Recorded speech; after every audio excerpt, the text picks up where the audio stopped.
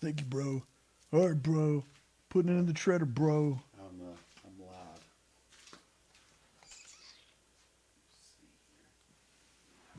Sure. You got me.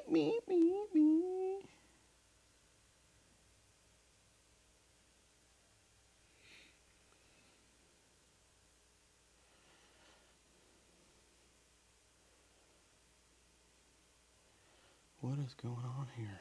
Why are you not going to my screen? Oh, that's why.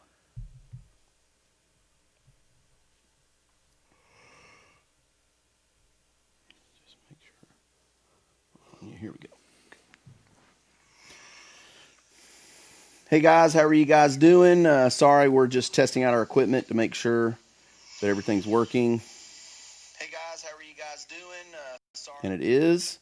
So thank you guys for being here. Today I am Ricky Mosel and this is Jerry Garner. We're the teaching pastors of Destination Church, and this is our Thursday edition of our Bible study podcast. And every Thursday we come to you at 2 o'clock and try to spend an hour or so with you just opening up the Bible and exploring it and learning about it and trying through conversation to try to help you and help ourselves become a student of the Word so that we can know the true nature of who Jesus is and who God is. And so the purpose behind this is not for us to tell you what we think or what we believe. It is for us to share with you what we truly believe the Word says.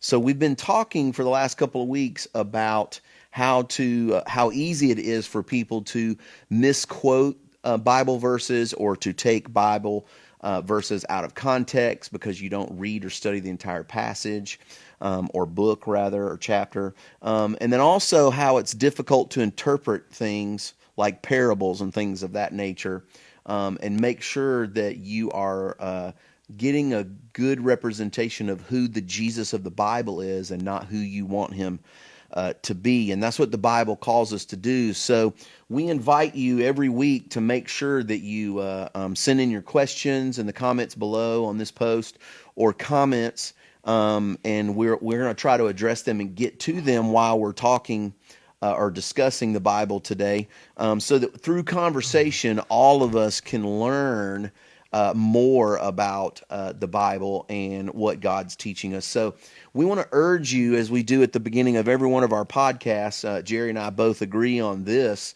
We want to urge you don't take our word for it. Don't take our word for anything we say or teach today or we say we believe. We encourage you to investigate, to research, to become a student of the Word, to ponder and meditate on it, right, Jerry? And really make sure, like Peter says, why you believe what you believe. So Jeff Heaton is watching with us today, and my mom and James, thank you guys for being on. Stephanie is with us today. Thank you guys for being on with us today. And so today I want to get over, we've got a lot to go over today. I want to get over and let Jerry take this over because we had an instance that happened in the media over the past couple of days that has been pretty prevalent in the Christian world, as well as news as well. And it was about a prominent Christian singer in the spotlight renouncing his faith. And so today we wanted to take a time out and talk about Christians losing their faith and what it means to believe and what it means to give up on your faith. And so, Jerry, I want to kind of open up the table for you and let you begin our discussion, and I'll monitor these guys. Again, if you're here to bash or you're here to, be rude or anything like that, we welcome everyone in their comments. But if you're just doing a personal attack just to be attacking, we'll try to address everything from a biblical standpoint as much as we possibly can.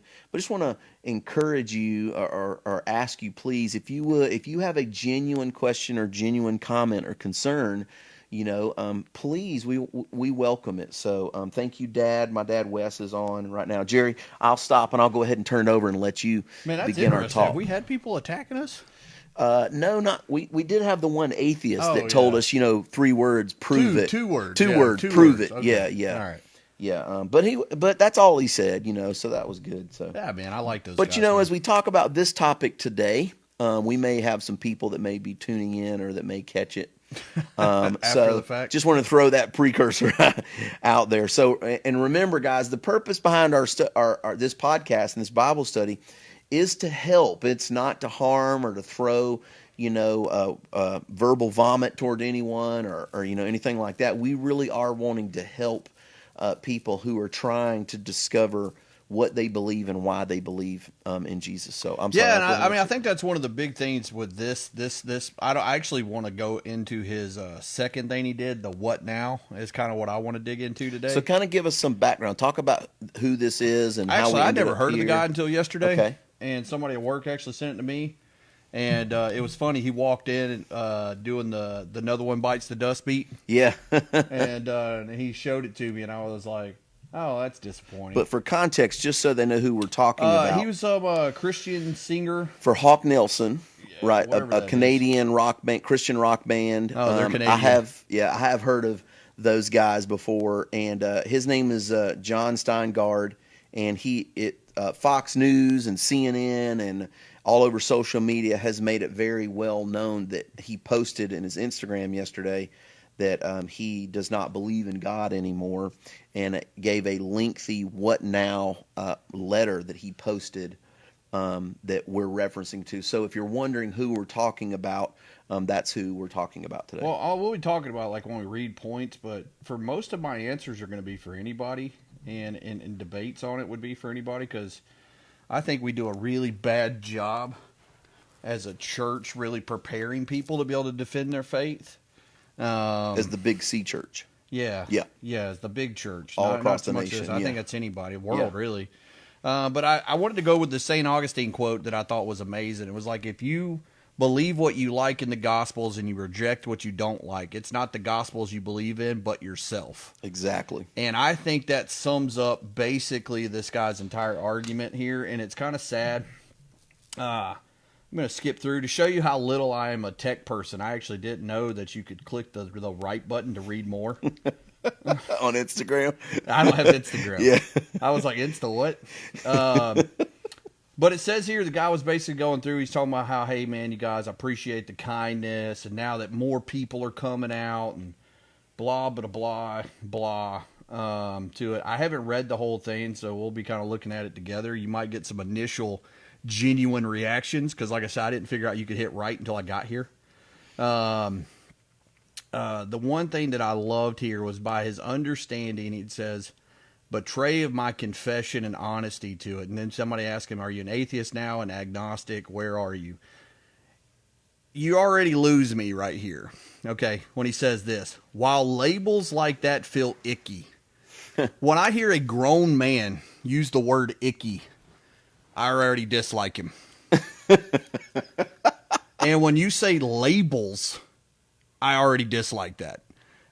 Labels are there for any reason. Now, I don't think labels are a bad thing. I don't necessarily think they're a good thing. But when you were making those at money, traveling the world, being a Christian singer, did you like the word Christian tagged to the front of your band? That would have been my question, if you didn't like labels. Like I said, I've never heard of him, so I would assume you didn't do that well on the charts. So you didn't mind labels then, but now they're icky. I don't know. That's you lost me. I already lost me. But he can say for God isn't there. I would prefer if he was.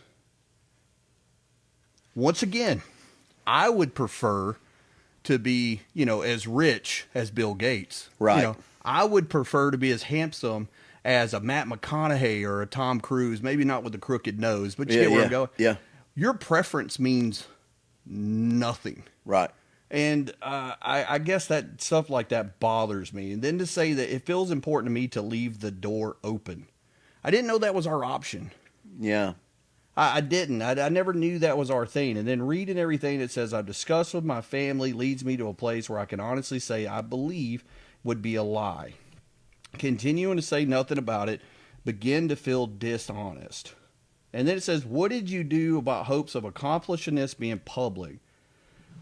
Here we go. Here you go, Ricky. Well, first of all, you have to know after 15 years being a Christian band, everything in my life was pretty public, including my faith. As my views changed, I became quieter, not wanting to rock the boat, also fearing loss of friends, community, and livelihood. That's the first honest thing I think I've read in this entire 2 post. You were afraid to lose your livelihood. Right there. That does it for me. Yeah. It was your livelihood. That's why you kept quiet. You kept performing. You kept cashing the checks. It was your livelihood. I'm glad you put it in there because that's truth. So why do you think that's important to what we're talking about today? Because this right here is a true, like, when you get further into what this guy reads here, it's very honest. He grew up a preacher's kid. Yeah. He grew up in the church. He performed in the church. Once again, I don't know you. My opinion right now. Right. It's very disheartening when you hear someone say that I was more worried about my livelihood of being in the Christian band than my faith. I was more worried about losing some of my friends and community than I was losing my faith. And to me, that's very disheartening. It's disingenuous. And quite frankly, me and you were kind of talking about before, I have the utmost respect for atheists. Like, if you are an atheist and you come on the post and you say, no religion can solve 2 words, prove it, right? Yeah.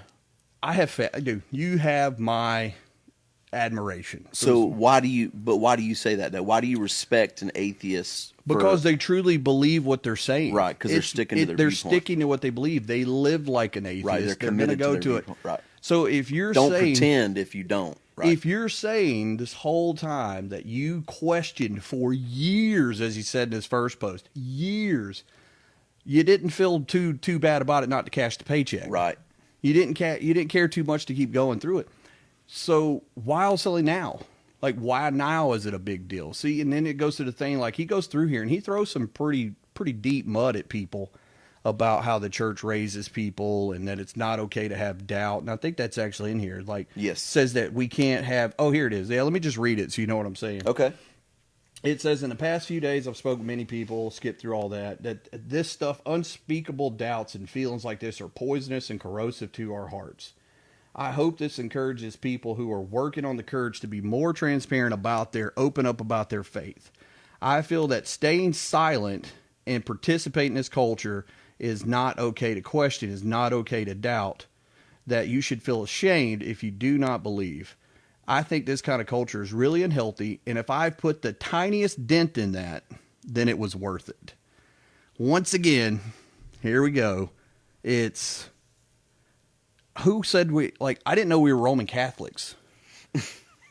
I didn't know most Christians were Roman Catholic. Apparently I missed the note that you couldn't doubt things, that you didn't struggle with your faith. You're not like Jacob and you're wrestling with God overnight about these things that you think in the world. And I didn't know that was a thing.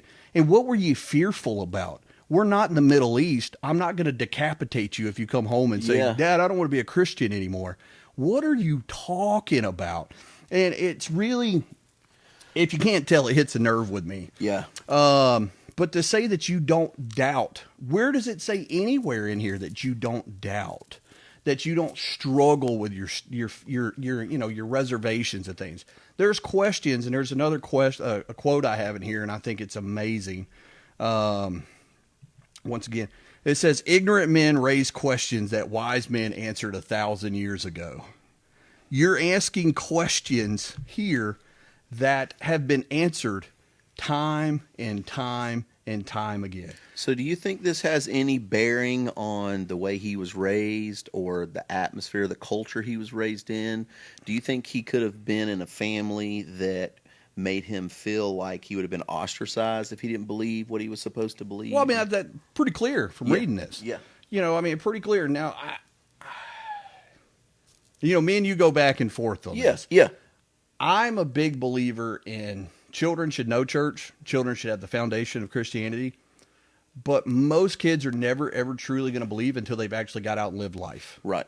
And once you've gotten out and you've experienced life, then Christ makes more sense. God's going to make more sense. Which is where the disconnect is. I think that's where the huge disconnect is. is. I think a lot of times, like you've said before on this cast, that you've had kids that go all the way through high school, and they're like the greatest little kids ever. They're there, they know their Bible, they can know everything. And as soon as they graduate, they're like, you never see them again. Yep. I don't discredit those kids, because you have to get out and live life, and that's how this makes sense. Like when you look at Paul went out and lived a life. Yep. He had lived a life. Yeah. And to say he found him. Same thing with Peter. Any of the apostles, none of these apostles were just great, super, religious people when they were found. Right, of course. They were people. So I think a lot of times, like if you're a PK or a preacher's kid, I think you almost have to go through a rebellious part in somewhere in your life, because one, it's your nature. Yeah. Two, you've gotten out away from your family. So to me, it sounds like this kid went literally from preacher's kid. You went around from theology to theology to theology to, to different types of preachers on the view on it. And then you immediately said, let me go get in a band. Yeah. And then no application of doctrine whatsoever. None. So you had no chance to live. So am I mad about, I'm not even mad. Like I'm upset. Like I don't think I actually get mad. I'm not going to say I can't, but when I was reading this, and like I said, I stopped reading this after about this right here, actually. So the next few things we read will be legitimate responses. So as I was reading it yesterday, and he was talking about some of the questions, like, one of his big questions in his yesterday post was, why was God so angry in the Old Testament and then he's so loving in the New Testament? And then why does God allow so much? So he says, thou shalt not kill, but then he sends out the Israelites to kill everyone. So here's something that I've had an argument with Buddhists before. Peace and careful conversation never destroys an existential threat. Right. Sorry. Humans, let me tell you something else, guys. Before the Bible was written, people killed people. Yep. After the Bible was written, people are going to kill people. Yes. It is our nature. So here's something that, people don't want to talk about. Well, why does God allow it? God gave you free will. So once people go, well, why did God give you free will? Why doesn't God just cure the world? Why doesn't he do that? Well, if I'm a robot and I don't have free will and I'm just going through life being a robot, well, me telling you I love you, or I have admiration for you, or I worship you, or I honor you, guess what? Doesn't mean anything. Right. It's only if I'm capable of hating you and I tell you I love you, does love mean anything? Right. So the idea is you're like, well, why does God allow this stuff? Well, here's the other thing too. Why is there so much evil in the world? Here, I hate to say this, because God ordained it. He allows evil to be in the world for the simple fact that without evil, you have no idea what good is. Right. Without suffering, you don't know what joy is. Without pain, you don't know what pleasure is. And then we couldn't genuinely have free will if you didn't know. Exactly.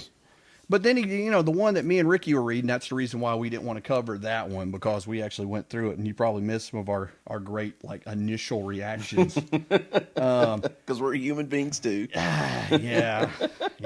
But when he said, well, why did Jesus have to die? Why can't God just forgive you? And I'm like, okay, all right, well, they sacrificed rams. Do you not understand that Jesus is the Lamb of God? He is the ultimate sacrifice. There was never going to be another sacrifice needed. He is the gateway. He's the reason you're in there. But the idea is you're a Christian man. You grew up in a preacher's household. I don't know what faith, but you come up through all that, and you can't answer that simple question. Yeah. It blew my mind, and this is something that I wish people understand. People in the world, stop putting so much stock into celebrities and into people who sing Christian music. They are not pastors. They are not doctrine. They do not understand everything. They're not theology. They do not. They are musicians. Right. Period. And every time one of these musicians come out and they say, I'm renouncing my faith because God doesn't explain things to me. Oh, okay, dude. All right, buddy. Guess what? Welcome to life. Right. That's why it's called faith. Yeah, but that's the whole point too that we were making earlier is, if you think that God, like when he said, well, why did Jesus have to die for our sins? Why didn't God just forgive him? And why doesn't he just forgive us? then you don't have an understanding of what sin actually is. You know, if you read this word and you believe, even if you don't believe, you know that people who do read this and believe, they understand that sin is something we can't overcome. You know what I'm saying? Sin is something that is too much for us to take on. You know what I'm saying? So to say that, why did Jesus have to die for our sins? Why couldn't God just forgive him? Do you know what I mean? Oh, no, absolutely. You're undoing what God is telling us what sin really is. So you're basically saying, well, this is what I think sin should be. This is what I think. This is how I think God should respond. This is what kind of level of importance Jesus should put on it. And all of those things say that what I think should be right over what God says is truth. And you're making yourself the decider of what's true or not. And that is pride. Yep, absolutely. That is you thinking that you know more than God. You've experienced more than God. You understand more things than God. Even if you don't believe in him, you know, if you did believe in him, that he would be God and you're not. So he gets to determine what is sin or what is not sin. You know what I'm saying? Yep. I mean, it would be better just to say, well, I don't believe there is any sin. Well, then you have no moral code. You have no moral compass whatsoever. And we all know that we're born with a moral conscience. You know what I'm saying? No one has to teach you what's wrong. You know how to disobey your parents as a little baby.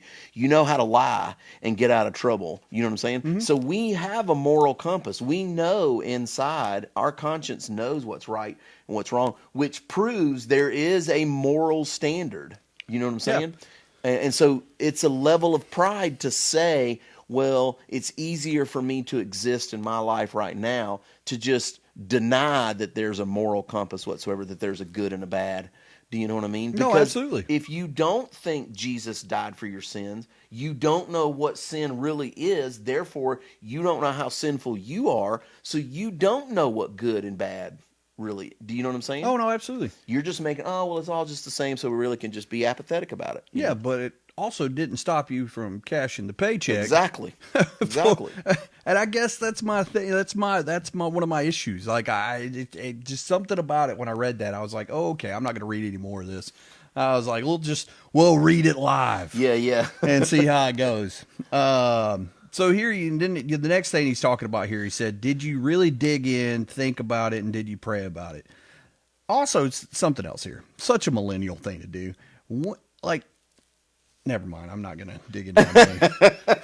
Such a millennial thing to do. Look, the Holy Spirit just proved himself by stopping. No. Yeah, something.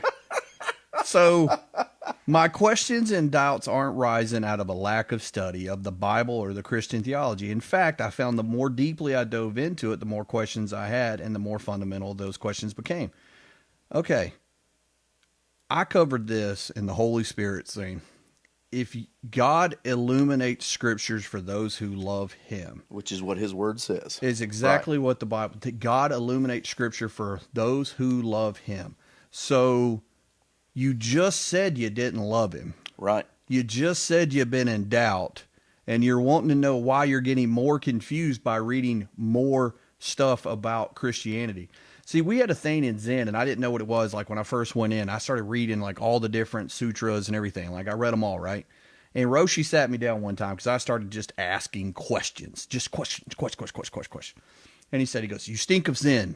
And I was like, what does that mean? He's like, you're reading too much and you're not trying to live it out. Yep. So you're becoming stuck up here, but you can't actually execute any of it. Right. So I didn't read another book for a year, and I just went off of what I got, and guess what? It all started to make sense. So sometimes, my friends, it's not about let me go read more or let me go study more or let me go watch more YouTube. Sometimes maybe you just need to shut up for a minute and let it work itself out, and then before you start tacking onto it. So my humble opinion, you didn't do yourselves any favor by adding on. Well, and you're looking at this from a wrong point of view.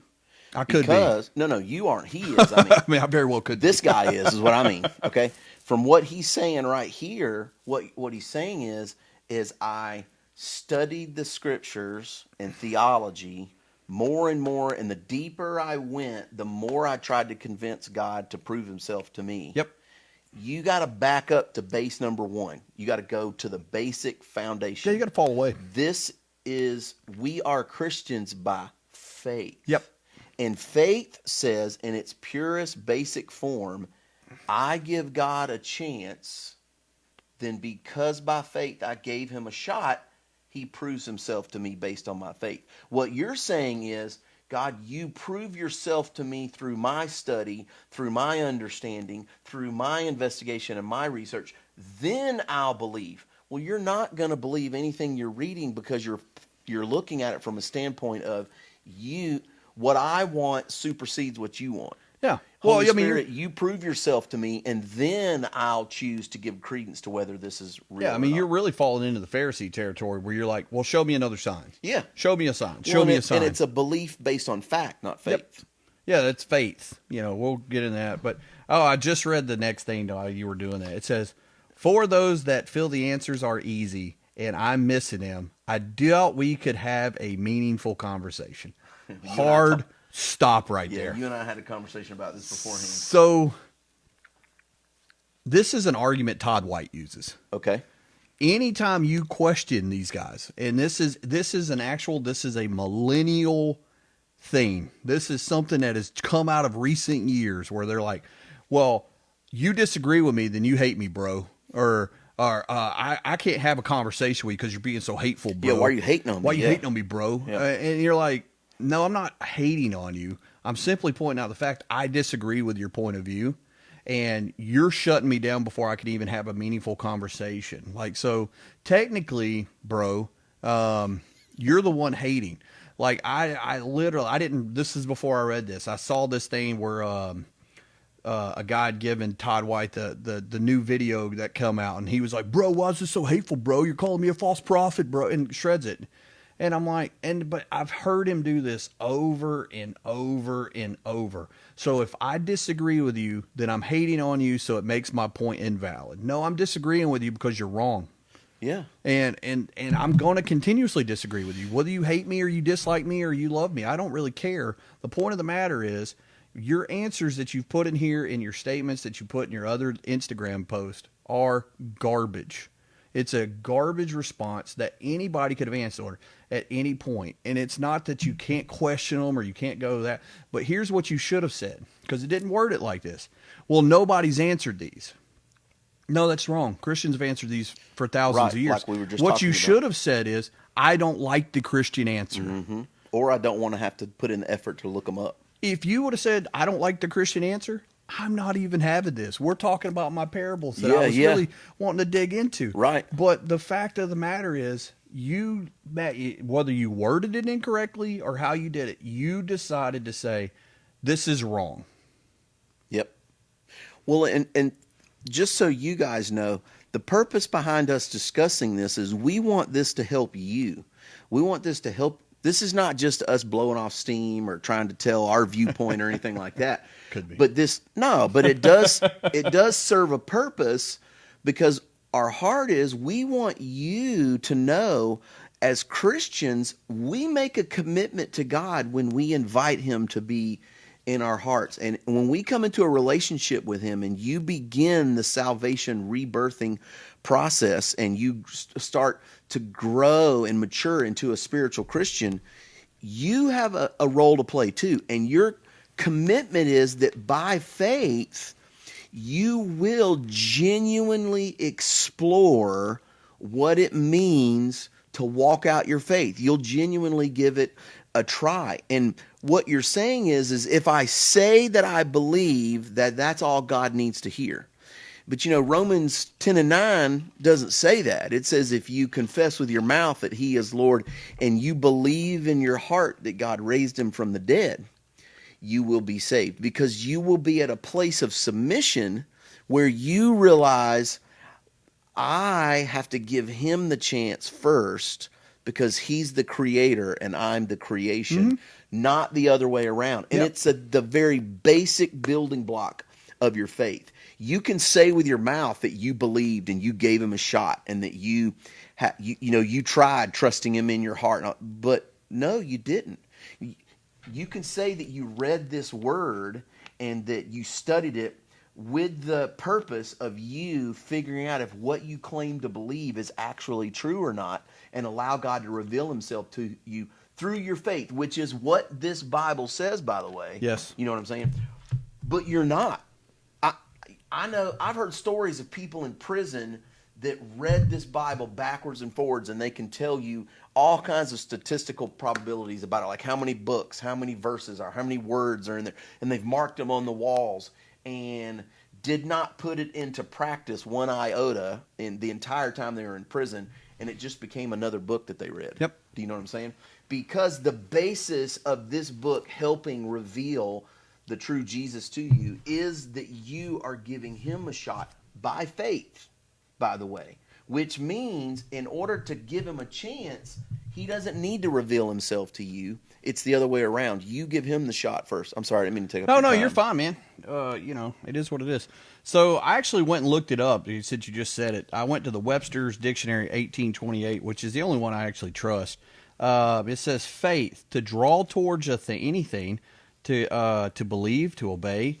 And the Greek lexicon, it said primitive significance of the verb signifies a rope or a cable they go through, and it's a belief. It's an ascension of mind declared by another one's, resting on his or her authority without evidence. The judgment that another one states that testifies the truth. I have a strong faith, or faith in a testimony of a witness in a historian narratives.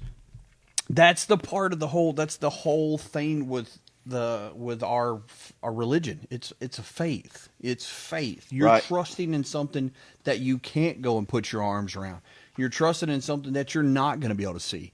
You're not going to look up into the sky and see an overbearing God, shining down on the world. It's not how it's designed to be. It's faith. Right. And it drives me insane when people go, "Well, prove it." Well, it's called faith. Yeah.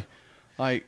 Then are we really believing by faith? Yeah, I mean, I'm like, what? Like, it goes against itself, and I get the fact that if you're a scientific mind, and that's why I tell people, man, I truly admire atheists, because their religion is much harder to believe than mine. Yes, but they are genuinely trying to figure out. They're like, you know what I'm saying? Yeah. I'm a black and white thinker. I'm a facts guy. Yeah. If you give me something to consider, I'll consider it. Absolutely. And that's why I respect that. But what I don't respect are if you're Christian and you don't act like one, you don't live like one, you don't live life like one, you're not out there doing the things. Then you wonder why it ain't working. I should have more respect. I have more respect for the atheist who's living like an atheist. Right. Than I do you. At least he's being genuine, yeah. Yeah, and that's where you lose me in a lot of this stuff too. So, I don't mean to cut you off, but Robbie commented, and he said, the parable of the goats and the sheep show us that there will indeed be people who call Jesus Lord, but will not make it to heaven. The goats called Jesus Lord, yet they failed to make it to heaven because their faith was dead. Yeah, it's a dead faith, just like James said. It's a dead faith. You can go back to the same thing, me and you've said it before. Demons knew who Jesus was. Yeah. They knew, they had faith in Jesus. Yep. They would look up and say, "Hey, don't kill me." Yep. Are they going to heaven? Spare me. Yeah. No. Did Jesus say, "Hey, you're forgiven"? Hey, let's snap the finger. No. Knowing who Jesus, and I've said this before, and I don't know how long ago it is. If I go to visit the White House and I look and I know who Donald Trump is, and I go, "Hey, Donald Trump, I just want to get a hug, man. I know exactly, dude. I used to watch your show, dude. And Trump's like, I don't know who that is. But if Donald Trump looks out the thing and sees me and goes, "Hey, Jerry, hey, come on in. Let me talk to you for a minute." Yep. Okay, well, now I'm in. I'm in the White House.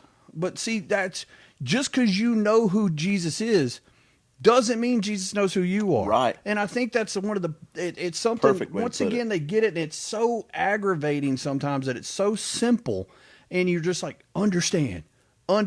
But that's why the goats make sense, because if you've ever owned goats, and I have, they're stupid. All right, so goats are so stubborn, they're not going to get it, and they do have the dead faith. And the sheeps are also stupid. Yep. Sheeps are the only people I know that can be killed by briars.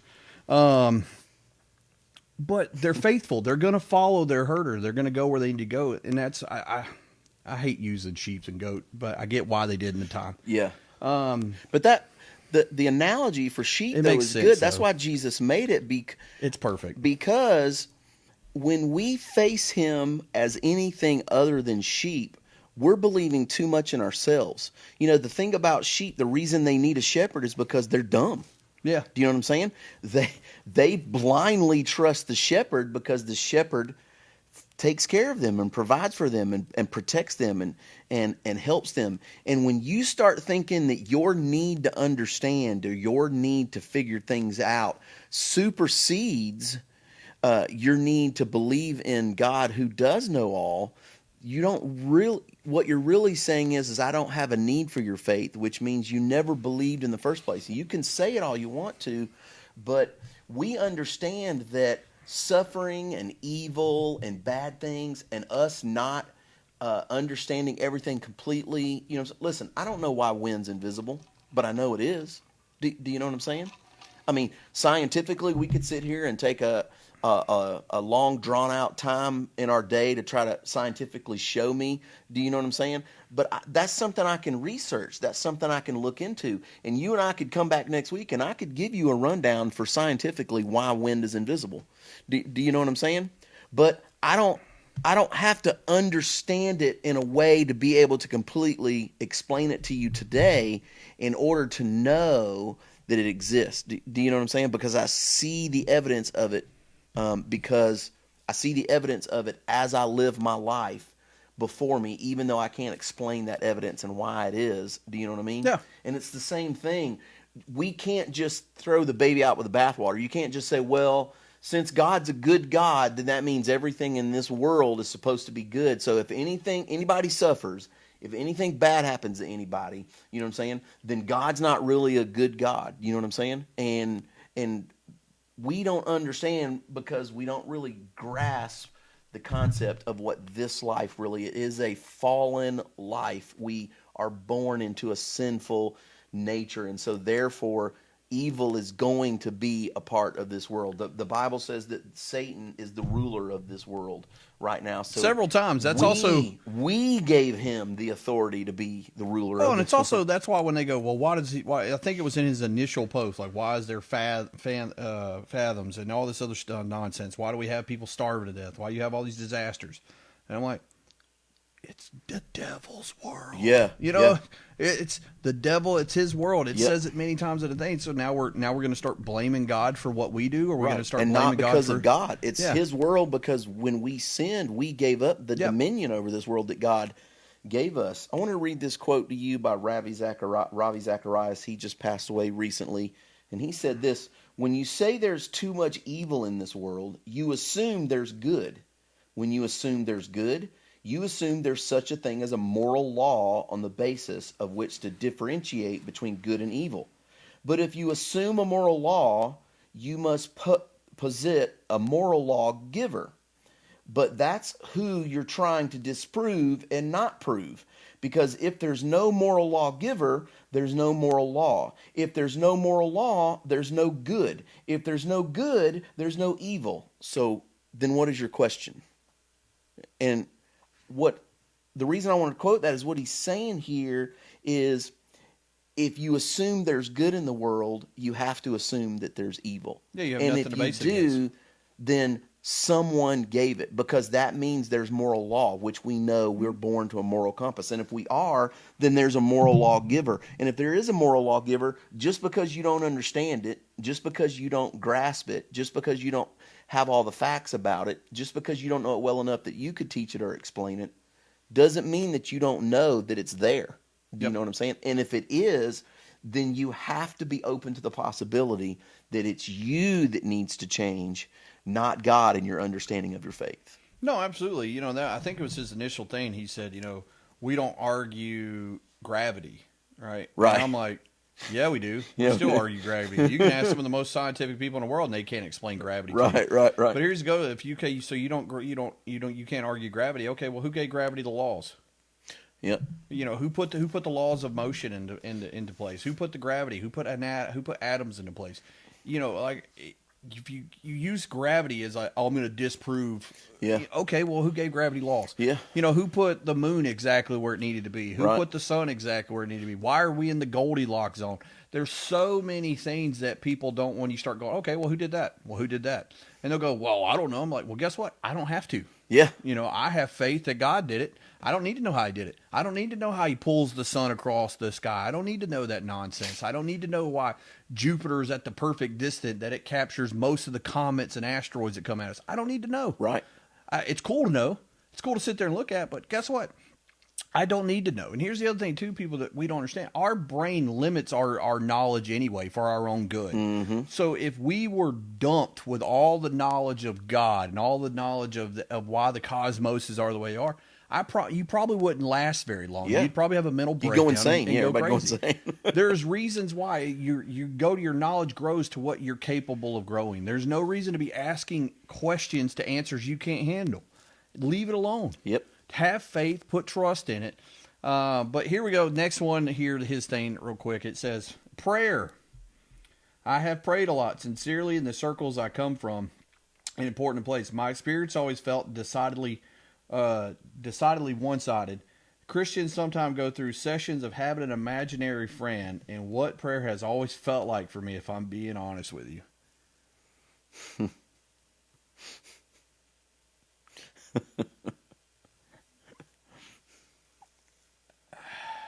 So,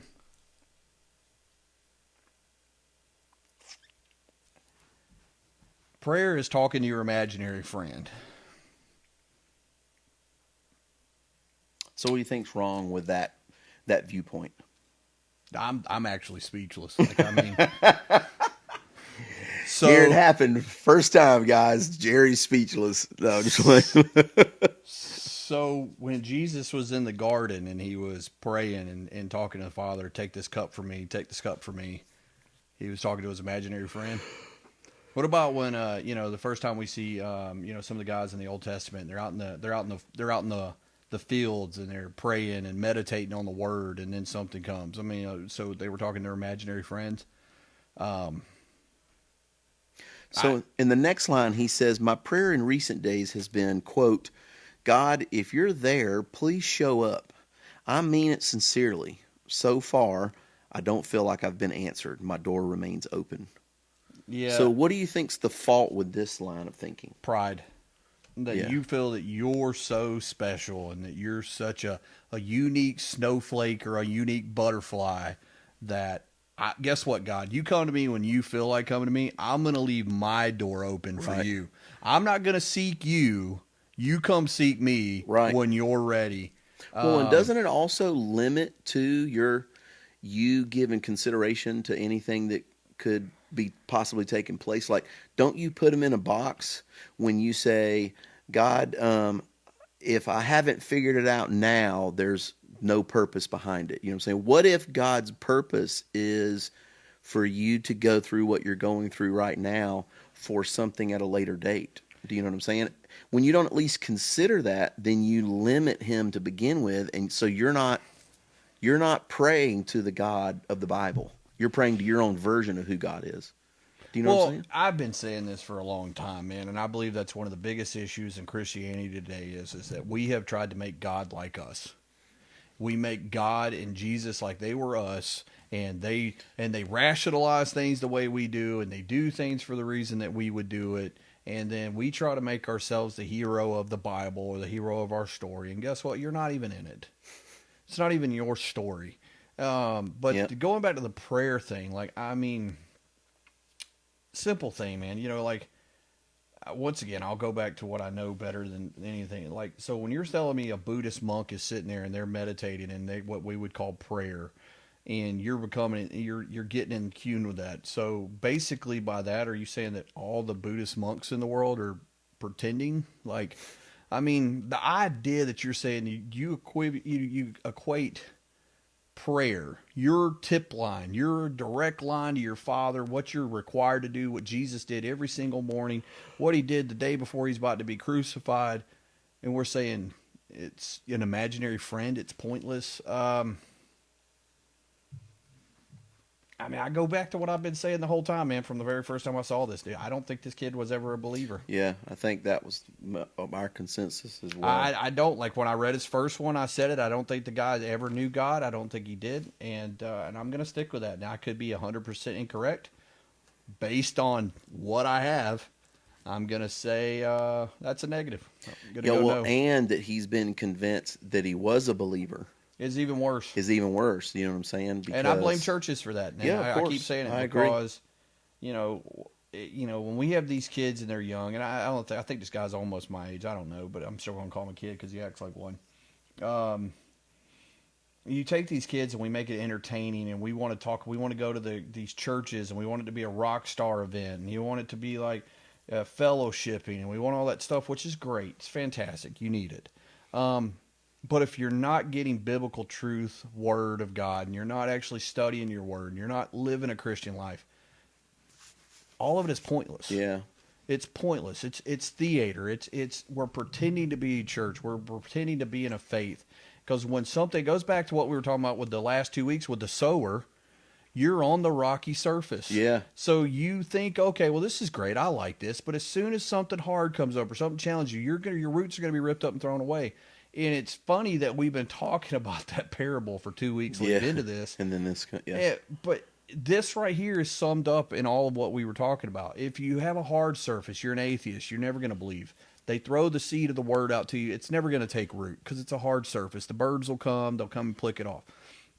You on a rocky surface, all of a sudden you think it goes in because you're like, oh, that looks like good soil, but you don't realize there's granite right under it. It's going to come out. That's you. To me, that's what it sounds like. It sounds like you listened to it. You have an understanding of what God was, but your roots weren't that deep. They were all superficial. It's all about what God can do for you. Yeah. And all of a sudden, once a challenge comes up or something that you can't explain, they just rip them right up. Yeah.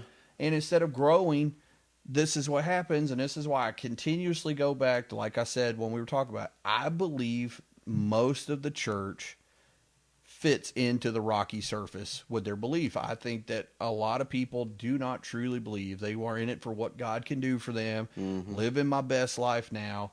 Don't be so hateful, bro. And we're not really digging in to trying to actually live a life for God. We're not conditioning our heart to be the good soil. Yeah. And then it's a shock Yeah. to the world when that person falls away. And it's I don't even think it's not even stressful. It's disappointing. Yeah. It's disheartening. Yeah. it's disheartening for the fact that we're just like, another one bites the dust. Yeah, I know, man. Do you think you could liken it to me, it almost seems like you joined the military, they only did half the training that you need, and then they sent you out into battle and you got killed, and you know what I'm saying? Or you got injured and you blamed them for not giving you all the training that you need when you only did half the training. Do you get what I'm saying? No, like, absolutely. you know half the training, but when it comes time to it, you're expecting that you know everything. Well, I mean, yes and no. I mean, you could even pull up the thing with those 4 cops right now. I mean, they were trained. Clearly, they had training. Mm-hmm. 3 of them decided not to use their training. They decided to stand there and just be a bystander. I'm going to be on the side field. And the other one said, well, hey, man, I've seen this technique done. I've probably done it. But, hey, let me hold it for a long period of time. Do you go back and are you going to blame the police force? Or are we going to do like everybody else? We're going to blame all cops now? Yep. No, you had 4 bad actors who unfortunately killed a man, and there's no other way to say it. And I've watched the whole video, and it was very disheartening because I didn't know anything about it because I've gotten to when I go home, I just shut everything off. Yeah. And I was talking to Pat at work about it, and we were looking at it, and I was like, Pat, after watching it, I mean, that's murder. Yeah. I mean, that's like, I don't think we need to go riot. Those guys will probably go to prison, and it's sad, but do you blame the police force for that, or do you blame the people who did the action? Yeah. And it's the same way I feel about Christianity. God comes into you, and if you truly had a move of God in your life, and you had the Holy Spirit go in, and you have a regenerated heart, and you go back to living like a heathen, then did you ever really have it? Yeah. Or did you just say you did? And sadly, you might have convinced yourself that you did, but you never really did.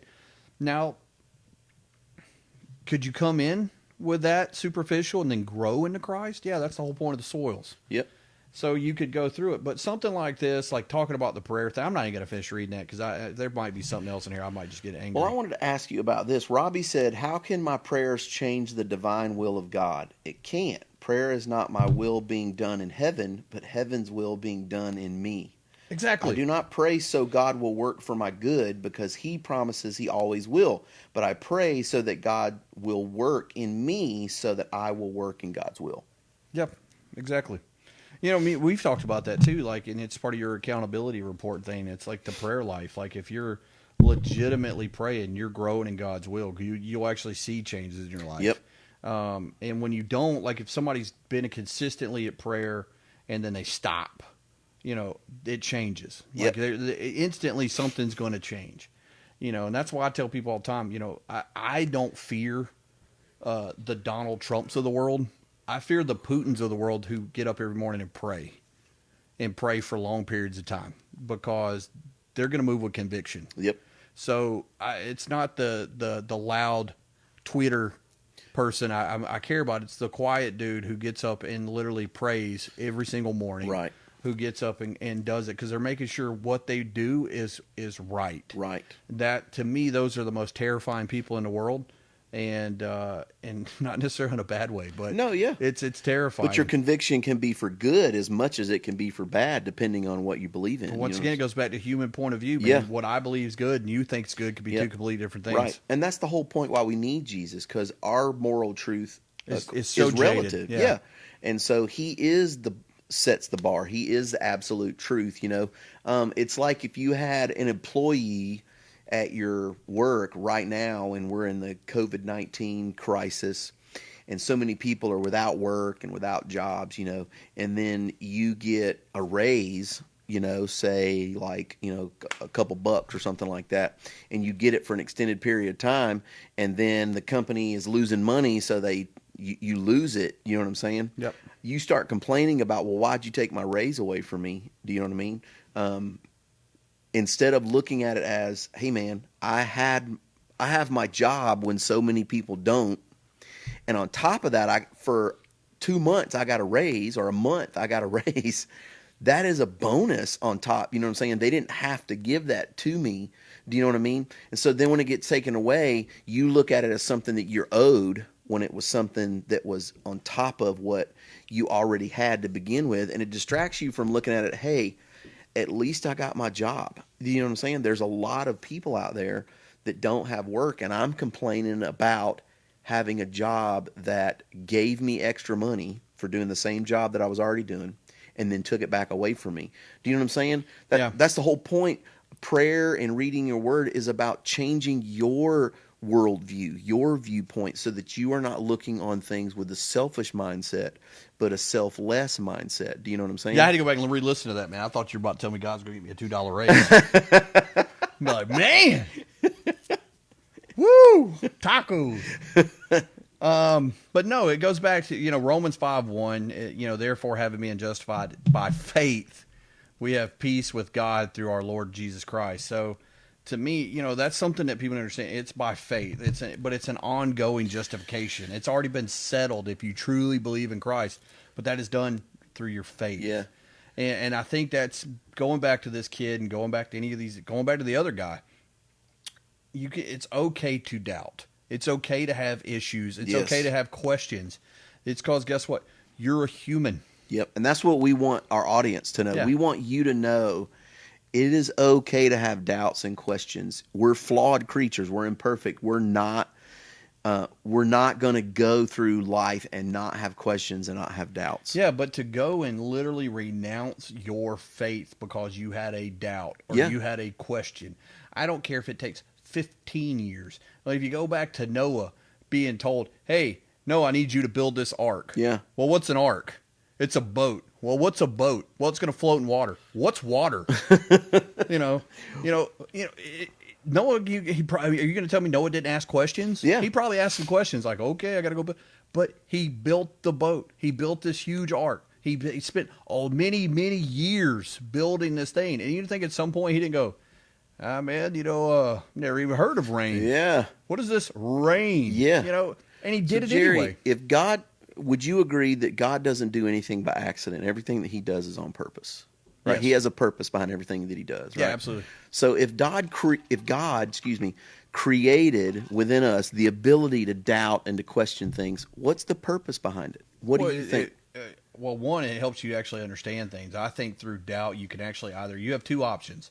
You either give into your doubts and go that route, which might lead you right back over. I mean, let's be honest. You might and come right back over. And then you have doubts, and then it can actually reaffirm your faith. Yeah. Because now you start actually putting an emphasis on, okay, well, why do I doubt that? Why do I ask these? Like if I'm reading, so for example, Job, like, because he brought Job up. Okay. So why did God allow Job to be tortured by, Satan to win a bet? And I'm like, no, that's not what it was. So you could lead into that. But he knew Job's heart. Yep. He knew Job was never going to give up on him. So you can be like, yeah, Lucifer, have at it. Good luck, buddy. You're not going to do anything. Now, did Job probably not like what was going on? Absolutely. Absolutely. But here's the thing. So when it came down to it, who came to earth and spoke to Job?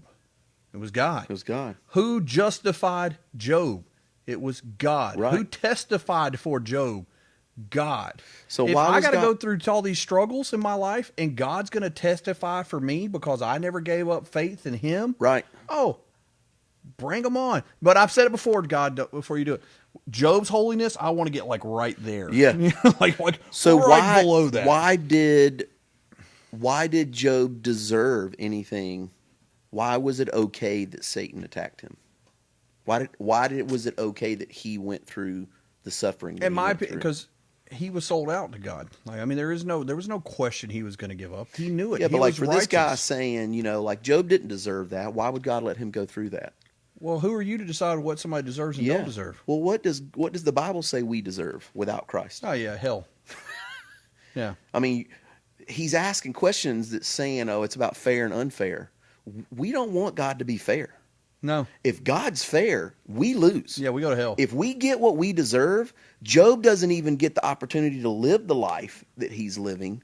God wipes everybody out from existence because we sinned. God didn't choose to come rebel against us. We rebelled against him, Adam and Eve, in the beginning. Do you know what I'm saying? And so what did Job deserve? Job deserved what you and I deserve, to burn in eternal hell and fire for our sins. Do you know what I'm saying? Well, then look at it the other way, though, too. You're going to tell me after all this was over and God had gave him and restores him and everything, you're going to tell me that Job didn't have the best life he ever had after that? Yeah. I mean, you want to talk about somebody having their best life now? He probably thought around a minute ago, well, I lost everything. But, hey, I got better stuff. Yeah. So. But look at what his right understanding of who God was that came out of that. Oh, yeah. My whole favorite thing is where God comes down and just chastises him for an entire chapter. That's Yep. like one of my favorite chapters in the entire Bible. And I tell people all the time, they'll tell me all the time, well, God comes down and he gets all over Job and everything. And I was like, yeah, but think about this. How many people in the world have cursed God, yelled at him, screamed at him, argued with him, denounced him, and God didn't give them the time of day? Yeah, why would he? At least he thought enough of Job to come down and actually give him an audience. Yeah, Do you know what I'm saying? And how do you argue with that? I mean, it's one of those things where I really think that, hey, this shows you the character of Job and it shows everything. But it wasn't, hey, I'm going to win a bet against the devil. Right. And I think that, I've heard comedians use that, and I've heard comedians talk about how, God's a practical joker. Look what we did with Abraham getting ready to kill his kid. And he was like, oh, I'm joking. And no, I mean, there's a whole lot. But if you go back, like me and you've talked about, and I actually brought it up in one of the sermons way back, was if you read the actual thing, you read the whole chapter, Abraham knew the kid was coming back with him. Yep.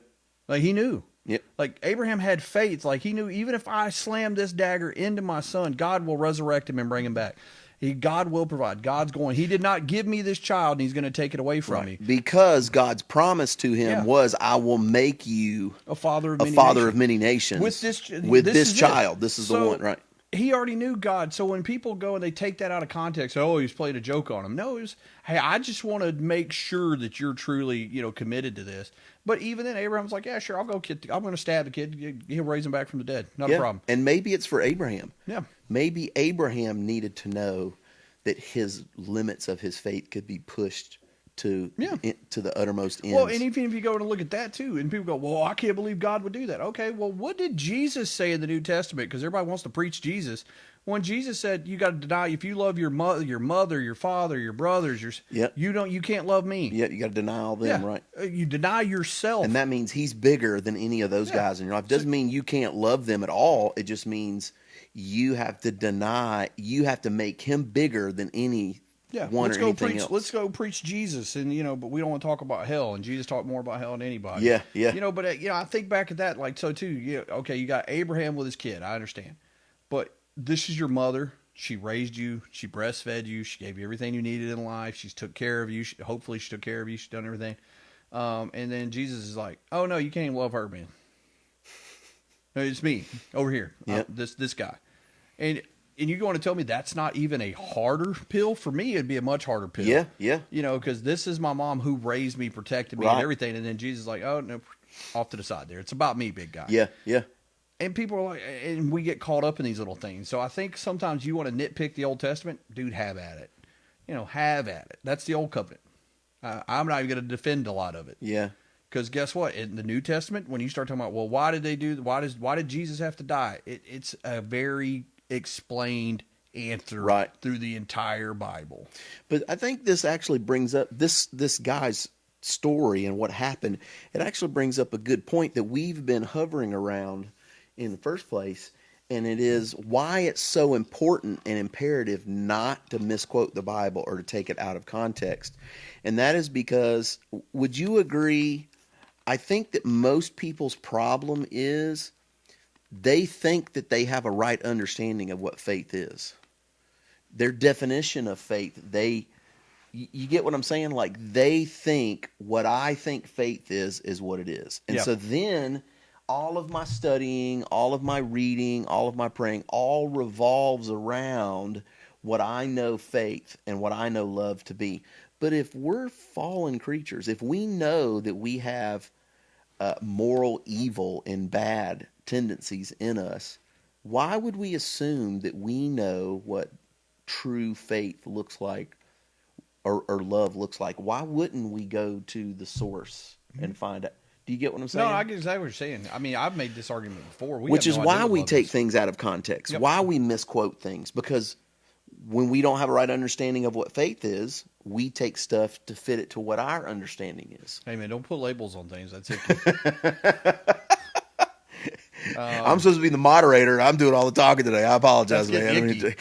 It's getting icky over No, here. that's good, man, because, I was really frustrated when I was reading this earlier because I was just like, come on, man. I mean, I wouldn't even care if you were just some random guy. Unfortunately, because of your fame, you were given a platform. Yeah. And now you can sow a seed of doubt into a bunch of kids and a bunch of people who've listened to you. And then all of a sudden now they're like, oh, well, what does that mean? And to me, it's such a disservice. Especially if you truly believed at any point. I don't know, I guess he skipped over the part where Jesus said, don't let one of these children go astray from me. Yep. Go to hell. We ignored that too when Yeah. he came up with this post. Which plays back to the narrative of you are making it fit what you want Yep. and what you need. You know what I'm saying? And that's why I like to St. Augustine, you can't just pull what you want to pull out of the Bible and then leave the rest. Right. It's an entirety. Right. And I think that's why, you get a lot of I kind of fall into a weird point because I don't really fit any of the title. So I don't have labels. I don't fit into a King James only type thing. I'm definitely not going to fall into a neo. I'm just not. It's not my thing. Like I read the word. I go, hey, that says that, and then listen to people, and then people who are far smarter than me, and go, okay, that's what that guy said. All right, but I'd never listen to someone who's more intelligent than me, or somebody who has a title like a Dr. MacArthur or a Piper, and go, and if they say something and it's the complete opposite of what I took out of the scripture, I go back and reread the scripture Yeah. because maybe I missed something. Exactly. But I never just take their word at face value Right. because I'm like, well, that's not what I got out of right. that. And they're not Jesus. Exactly. They're they're imperfect people Yeah. just like we are, no matter how many titles or Yeah, exactly. you know. And for me, like when I read these things or I read these this stuff or like Sam sending us that guy to watch that video the other day. like when I watch these people who are clearly deceiving people for a goal that they have, or you're clearly leading people down a path that doesn't make sense. It irritates me. Yeah, I really get to the point where I even said it in the group message yesterday. I was like, people like this, like I actually don't even want to be called a Christian because of them. Right? It's like you want to be associated with. Those you have tainted the word so much that if you go, hey, I'm a Christian, like if you tell I always bring Looney up, but it's the greatest thing. I was like, hey man, because when I met Looney, I was clearly a Buddhist, and when we were going into this, I was like, hey man, I'm gonna probably give this Christian thing a go. That's what my mom wanted, and I talked to you about it. And his first word was like, man, those are some of the worst people in the world, boss. Yeah, I don't know. And guess what? He wasn't lying. and as I've grown and actually started researching it, and me being a guy who didn't know anything about really know anything about the Bible, when I saw the Osteens of the world and these people, I'm like, man, that dude's kind of polite. Yeah, he's nice. I see why people like it. Funny. He's kind. Yeah. And then as I've grown, I'm just like, man. And the big picture here is too that we always have to keep in context is that we're not Jesus either. No, close. And so what we do recognize is that our own understanding of our faith, of what faith is, our own understanding of what love is still faulty as well, because we're fallen humans just like this guy is and just like anyone else is. And that's why we can say our word says that Christ died for this guy too. It died for everybody. He died for people just like him, and people can irritate you, people can get in your skin, and they can frustrate you. But when we're truly seeking the love of God, when we're truly seeking a relationship based on our ever-growing and increasing faith in Jesus, we have to look on people with His eyes and not our own. We have to try to see them the way that He sees them. And listen, Jesus sees this guy as someone that He's still patient with, as someone He still died for, as someone that He still hopes will continue to explore His faith, that will not give up, because regardless of what anyone else is speaking into your life or what they're teaching, Christ never gives up on you. Whether you believe in Him or not, He believes in you. Yeah, it doesn't change. And He wants you to know Him. But His word is for the purpose of making clear what a faith and a love and a hope in Him looks like. And that is why we can't just take someone's word for it. That is why we have to have conversations like this.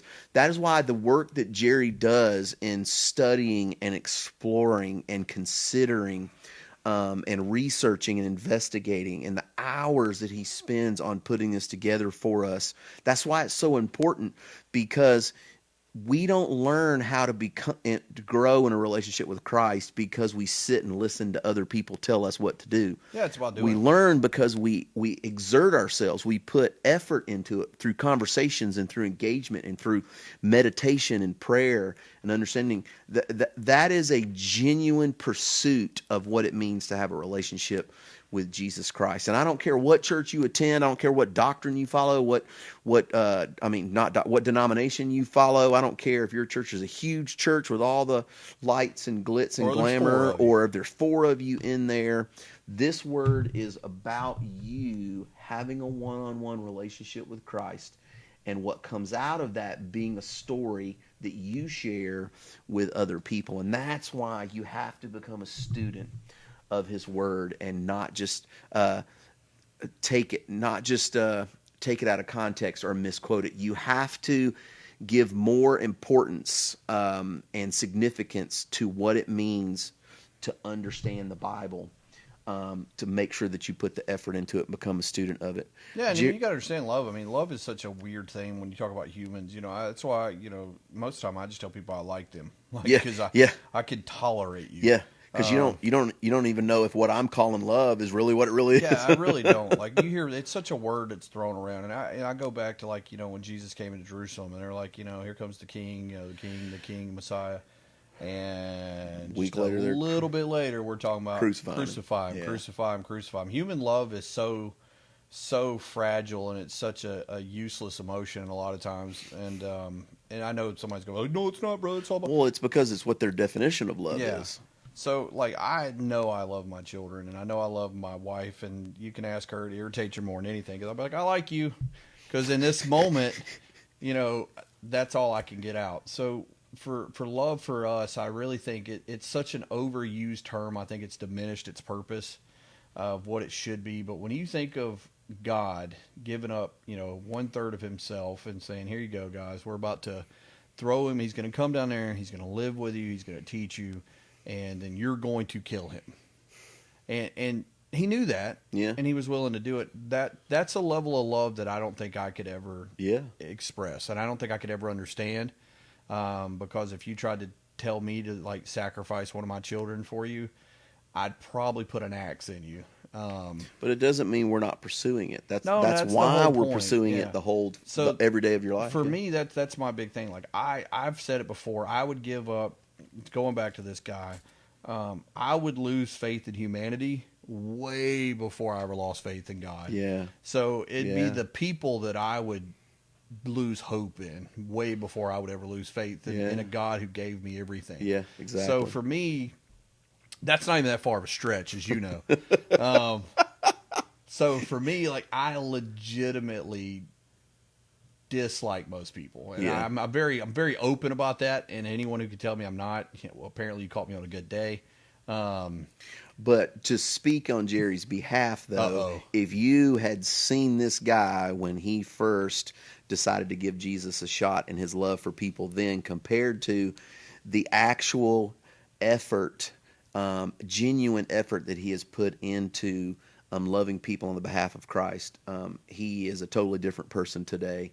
And so I actually took love my it. axe away. Yeah, I actually love it because I joke with him all the time. Man, if God can make you love people even remotely more than you did when you first started out, there's hope for anybody, Yeah, there's probably some truth in that. But that, Jerry, the love that you put into caring enough about people to prepare all of these things and to do all these things for people, we really do appreciate. I really do appreciate everything that you do.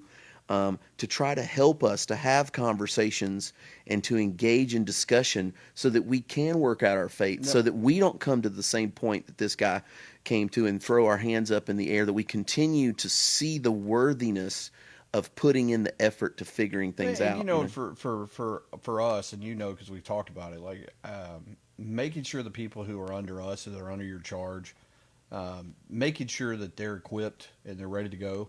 That's all that matters. Yep. And to me, at the end of the day, man, I don't have to like you to guide you. Right. I don't have to like you to care enough about you to want to get you to where you need to go. 'Cause at the end of the day, like I always say, I might not like the person, but I like the soul that's in the person. Yep. God gave you that soul. You might be an absolute jacked up human being on the outside. You might be morbidly obese. I mean, there could be all sorts of things that I may not like about you. But guess what? That soul that God breathed life into you is in you. Yep. So it's actually, if you're in ministry, you would know it more than anybody. And if you truly care about people, you know more than anybody. It is not about the person at that point. It's about making sure that soul gets back to where it needs to go. Yeah, exactly. And you can't help it. Like it's eternal, right? Yeah, you can't help it. Like it's a as what did I think you've talked about. It's a calling. It's one of those things, like when you're doing it, like even if, like we'll get done and I have zero interest in doing anything else with it. Next thing you know, I get up in the morning, I'm like, oh, I got another sermon coming up, and I'm sending you stuff. And it's not you anymore. It's not about, like I've said before, I think a lot of times when you read Paul saying, well, I continue to do the things I don't want to do. Immediately, I think people take that as sinning. And I've always said that I think it's because I just want to go home and rest. Yep. I don't know if you guys saw it. I got whipped back there and I got stoned in that last town. And now you're putting me in prison. Maybe I just want to go home and relax. But no, I got to keep going forward and trying to save people. I got to keep going and pushing the word of Christ.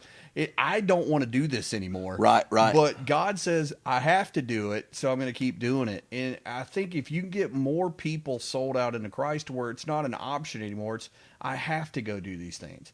It's not that I don't want it. I want to go home. Right. Like today, perfect day, right after the rain. It's cool. I could be outside throwing axes with the kids. Yeah. And I'm like, let's go do a Bible study. And it's not about what you want to do anymore. It becomes about what's actually better for your Father's heaven. Who's better? Are you living a life that's worth Christ dying on a cross for? Yes. And if your answer is no, Well, then, big guy, you got an option. Yeah. You can either continue to do that or you can change it. Yep. It's up to you. Right. You know, that's your role you play in it. You can't Yep. choose to be saved. You can't choose your salvation, but you can choose to live in salvation. Yep. You can choose to get up there and do what God requires of you. Be obedient. Pray, even if it's to your imaginary friend. I can't believe you wrote that. I know. Wow. Anyway, I'm not gonna get fired up again. I was pulling back there because I was like, calming "Oh, down a little bit. What a guy." Well, good luck, Mr. Canadian. I hope you well in your future endeavors of the faith circus. I've been through a lot of them, brother. That's good luck. Yep. And if you couldn't understand Christianity, big guy, good luck with Hinduism or Buddhism or anything really. Yeah, and I think God's even bigger than this situation here too. I think, well, you and I both know Jesus is not an either or God. He's No, a not at all. both and God. So if it's in His will and His plan, you can't run from it. No, know what you I'm can't. saying? That's You my c- whole point. You can think you are, but you're not. Jerry, it's 3:15, so we're closing out. Do you have any closing remarks you'd like to make, or anything you'd like to say before we go? Stop putting so much stock in these celebrities. I mean, I can't get over it. I mean, I think that's one of the biggest problems with our country. I'm not even going to say the world, just speak for the United States right here. We put so much faith in celebrities and these people who don't live like you. They can't relate to you. They don't get up every day and wonder if they can pay their bills or not. They don't have to deal with the struggles of everyday life. And we put them on these pedestals and we worship them like gods. We make them into our idols. Yeah, and then give too much credence Stop to what they it. say. Yeah. Just stop it. There's Okay. no reason I'm trying to think of somebody who, if Robbie came out, Zachariah, whatever the guy, Ravi Zacharias, yeah. if he would have came out and said, "I've lost my faith," I'd have been like, whoa, okay, hold on, I gotta find this one out. But if Scott Stapp from Creed came up and said, "Man, I don't believe in Christ anymore," I'm gonna go, "Well, leather pants gave it away, big guy." You know, I don't see it, and it's so disappointing that this shouldn't even be news. This should be news if I have a person in my church that's struggling with their faith. Right. Then they can come and we'll talk about it and we can help them. It shouldn't be news that a celebrity says, "I don't believe in God anymore." Okay, good. Congratulations. Now you're with the rest of us, buddy. Jump in there, learn on yourself, Figure it out. struggle with your Right. And that's why I always go back to the Jacob wrestling God thing, dude. I really think one of the best reasons that's in there in the Bible is you're going to wrestle with your faith. Yes. That is the whole point of it. It's what's Definitely. called faith. Right. You know, it's like you said, I can't walk out and look up at the moon and go, "Okay, God's right there." Right. Yet, that's exactly how I view things. Exactly. I walk out and go, "Man, that moon's there and it actually operates the waves." And I look over and go, "The sun's right there because it keeps it." So if God didn't put it there, you're going to tell me that some green sludge and a big explosion at one point who just exploded out, and the explosion during its chaotic manner said, "Let me come up with all these laws for gravity and laws for motion and laws for everything. Oh, and I'm going to create just the right amount of water on this surface." The likelihood of that happening, it's got to be in a number that can't even be said. Yeah, it takes a whole lot more faith to believe there's not a God than it does to believe there is one. If you you don't believe in God, walk outside, get away from your smartphone, put down your TV, put everything down, walk outside, walk in nature for just a little while, and you tell me that God didn't put that there. Yep. Please explain Genuinely it to think me. about it, right? I was like, that's what I think. You can't walk in nature and look around and see how everything interacts with each other and say this is a coincidence. Right, exactly. And guys, if you are struggling with your faith or you have doubts or questions, this is what we're here for. This is why we do this. This is why we're teaching pastors at the church. This is what God has called us to do. He's wired us and equipped us and made us to be able to do this, and not only to be able to do it to the best of our ability, but also to have the desire to do so. We want to help you out. So if you have questions or doubts or reservations or anything that you would like for us to help you discuss or engage or walk through, or if you would like some help with how you could investigate or research things that you have questions or doubts about, and look at becoming a student of this word in a better way and in a deeper way, we want to help you with that as well. If you will just respond to the comments in here, and if you will, or if you prefer, you can email us at hello@destinationchurch.cc, or you can go to destinationchurch.cc, the website, and you can fill out a prayer request at the top of the page, or a digital connection card, and connect with us. We would love to hear from you and help you out. That's what we're here for. Jerry, thank you for your time today, and thank you for helping us out with this. And thank you that you brought us to a discussion that I believe is very relevant to us, making sure as Christians that we think about these things and think about why people make these decisions, so that if we ever find ourselves in this situation, that we'll take the steps to consider all possibilities as well, and make sure we know why we're actually choosing what we're choosing. So thank you for being here with us today. We'll make sure that after this is over with, that we follow up with everybody, and also that we put up a replay of this podcast on our YouTube page, Destination Church Georgia on YouTube. And also you'll find a link on it later this afternoon on our website as well. We would love for you to join us this Sunday at 10 a.m. on Facebook Live, and we'll also be streaming it live for the first time on our website as well, for those of you that are listening but might not have a Facebook page or something like that. We'll be doing that this Sunday. We have a special presentation for you as we close out our series, I Said This, and you heard that, and that's on Destination Church's Facebook page, Destination Church Georgia, at 10 a.m. So please join us for the conclusion of that series, and next week on Thursday at 2 o'clock for our Bible study podcast. We thank you guys for being with us. We love you, and we hope that you have a good and safe weekend. We'll talk to you soon. Thanks.